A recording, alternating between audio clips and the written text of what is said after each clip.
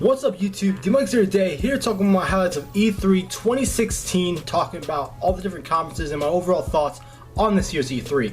Starting with EA showed off Titanfall 2, Battlefield 1, Mass Effect Andromeda, and some new Star Wars titles that are coming out. Titanfall 2, I'm really excited for. It looks pretty good. They're adding a lot more content to the game that I'm looking forward to seeing in the multiplayer and the single player. Looks like the single player is gonna be a lot of fun. You can interact. You know, you're gonna have a little interpersonal relationship with your Titan there, so that's gonna be really cool. And with Battlefield 1, they showed off the single player campaign trailer. They didn't show off any multiplayer during the conference, but later on they showed off the multiplayer live stream. But this game looks fantastic, no doubt about it. I definitely believe Battlefield 1 is going to be the shooter of 2016. Now moving on to Mass Effect Andromeda, they kind of did the same thing what they originally did with Star Wars Battlefront, where they showed off pretty much behind the scenes of Mass Effect Andromeda, which the game looks great, but I'm tired of these behind the scenes things. I know, yes, I understand you guys are working hard in these games, but just if you're not going to show us like actual gameplay, show us like a little cinematic trailer again or something. I would be down with that, but hey, I mean, it looks great. And then the Star Wars stuff, I was like, well, you didn't really announce what games are coming out. You just said, yeah, we're working on this for DLC, we're working on that, we're working on this, you can see this, look what we're doing here. I'm like, yeah, but can you at least tell me what these games are, like, so I can get really hyped for these games? Like, come on, EA, come on, stop playing around. Oh yeah, and FIFA, was it 17's having a story mode? That looks interesting. I don't know if anyone's really wanting that, but hey, good for them, right? And moving on to Bethesda. So let me tell you guys the highlight of Bethesda's conference. What does that remind you of, people?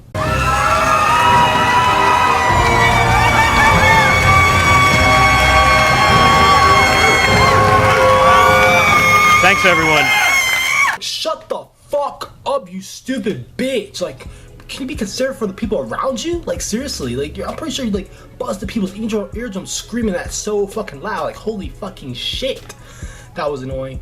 But really, the only things that got me hyped at the Bethesda conference were Quick Champions and the new Prey game, which looked interesting. The rest was like DLC, and there was Skyrim Remastered, which looks good. I never played Skyrim. I hear it's really good and addictive, but I don't know if I really should get into it. I mean, I haven't really gotten into any of the Elder Scrolls games, to be honest with you, so will I pick it up? Probably not, but maybe if I feel like it, we'll have to wait and see. Next is Ubisoft. Things I really got hyped about for Ubisoft were Watch Dogs 2, South Park, Fractured Butthole, and For Honor. So yeah, Watch Dogs 2, I feel like Watch Dogs 2 is gonna be the Assassin's Creed 2 of Watch Dogs. You know what I mean? Like, Assassin's Creed was a good game, but it lacked in depth. Like, when it comes to the open world, you can't really do much. I mean, you only had like, there was only 3 different types of side quests you could do to get to your objective in assassinating your target. So they fixed that in Assassin's Creed 2. You can do a lot more in the world this time around. I think that's what they're doing in Watch Dogs 2. They're adding a lot more to this game to make it a lot better for the player. They're bringing a new protagonist, which is supposedly going to be more likable than Aiden Pierce. Thank God. So I'm looking forward to Watch Dogs 2. I definitely think it's going to be a big upgrade from the original. And then we have South Park Fractured Butthole. Oh, this game looks good. Heard the Stick of Truth is actually really good, but easy. I feel like they're going to change that around with the Fractured Butthole, and it's going to make fun of all these superhero tropes, the superhero movies and stuff like that, which I think is really funny. Like, the presentation was just flat out hilarious. Like, your origin stories, you know, catching your mom in the act with your dad, and that's your backstory, your tragic backstory. That just got me. That made me laugh hard. I'm not gonna lie to you guys. I'm really looking forward to it. Maybe I'll watch like a walkthrough or something, but I'm telling you that you better be on the lookout for South Park: The Fractured Butthole. I think it's coming out in December, so that's really good. And then there's For Honor, which I'm looking forward to, but I don't know if it's gonna be like a buy. I might rent this game because, I mean, it looks good. And then the mechanic of it's gonna actually take some skill when fighting your enemies, whether you're playing as a Viking, samurai, or a knight.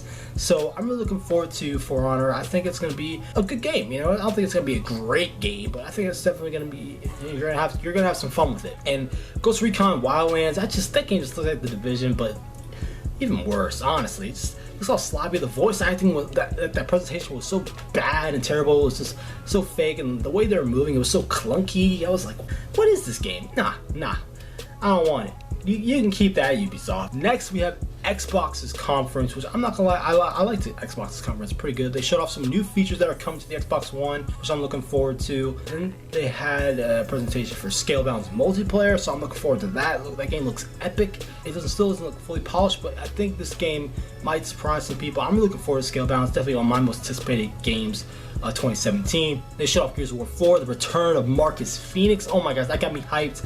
You know, Gears of War 4, I think it's definitely going to be a great game for the Xbox One.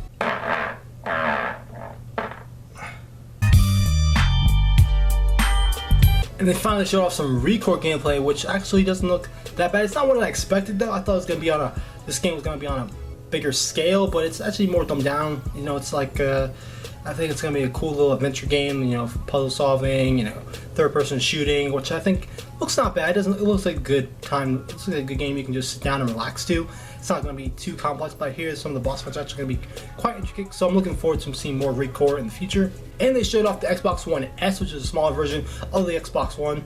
I mean, thank God, because I mean the original Xbox, it's so heavy. Oh my God, it's like 10 bricks and more. Woo.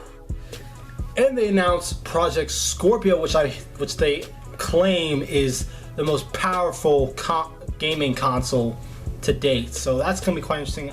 I'll believe when I see it, Microsoft. You won't fool me. You know, I still think that Microsoft might be shooting themselves in the foot, because I'm pretty sure that might hurt the Xbox One in some capacity. Seeing that, why would you want the Xbox One S or the original Xbox One if you can just get a more powerful console with Project Scorpio?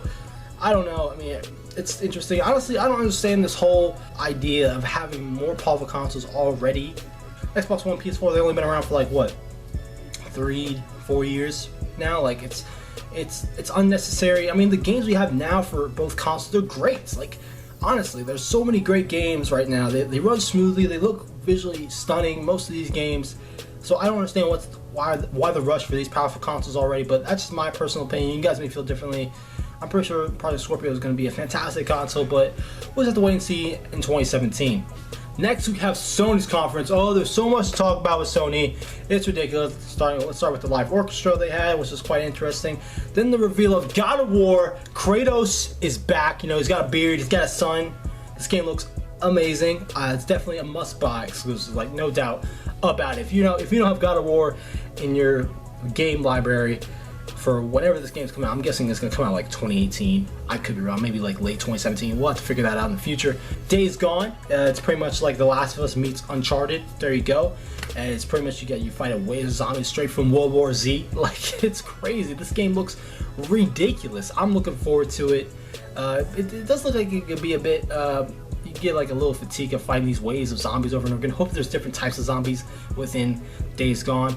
Then they announced a new Spider-Man game. Oh my gosh, that game looks fantastic. I'm sure we didn't get much out of it. We didn't see any like recognizable supervillains, but the costume's interesting. I'm not gonna lie, I'm not really a big fan of the white logo, but I mean, I can deal with it. I'm pretty sure there's gonna be alternate costumes, so we can change it however we want Spider-Man to look, wherever we feel like it. But yeah, this game does look fantastic. Insomniac Games is developing this game, so I have a lot of faith in this upcoming Spider-Man title. Another surprise for me was Resident Evil 7. Once they showed the trailer for Resident Evil 7, I had no idea that was Resident Evil 7 at all. Like, we thought it was like PT or something, but apparently Resident Evil 7 is going to support VR, so that's going to be really cool. So they're going back to their really confined horror roots, so that's really nice of Resident Evil.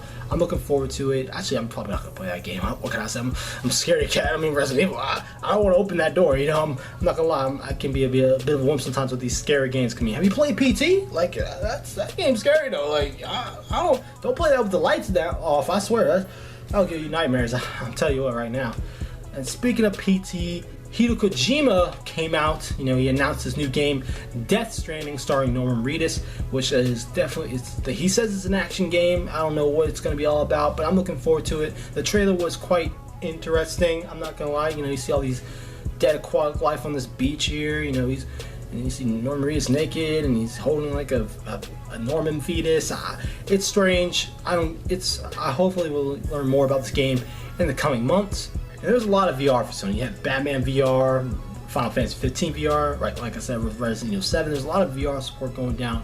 VR is definitely going to take over within like the next 10 years, no doubt about it. Once it's perfected, it's going to be a force to be reckoned with, and you know Xbox is going to get on that as soon as possible. Oh, and Crash is coming back, baby. Crash is being remastered from the ground up with 3 games: Crash 1, Crash 2, and Crash Warp. So that's pretty cool. I'm looking forward to playing some Crash Bandicoot. Definitely one of my favorite games growing up when playing on the PlayStation 1. So I'm looking forward to it. But let me just in the comments down below what your favorite parts about the Sony conference. Oh, and I forgot, Nintendo. So what did Nintendo bring to the table? Obviously, they brought The Legend of Zelda Breath from the Wild. Now they also brought Pokemon Sun and Moon, but honestly, I'm not a big Pokemon fan. I'm not gonna lie to you guys. I watch the TV shows, I watch the movies, but when it comes to the games, I kind of just push them to the side. But Breath of the Wild just looks fantastic. With Legend of Zelda Breath of the Wild, they're using everything to the Wii U's capabilities, and I'm really interested to know what the NX version is going to be like.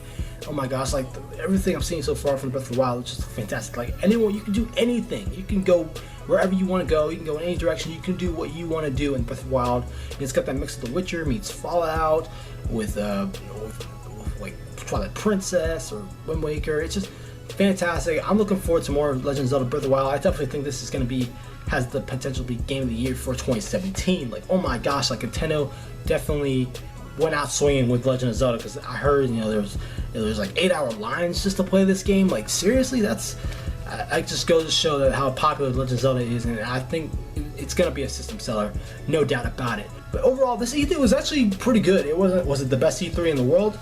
Nah, it wasn't the best, but it definitely delivered on all fronts. I'm looking forward to next year's E3. I think, I'll tell you, E3 2017 is definitely going to be hyped, no doubt about it, especially with probably Kingdom Hearts 3 being announced for 2017. Fingers crossed. But hopefully you guys enjoyed the video. Like, subscribe, more content to me on gaming and other things in general. I'm DMLX. I'll see you in the future.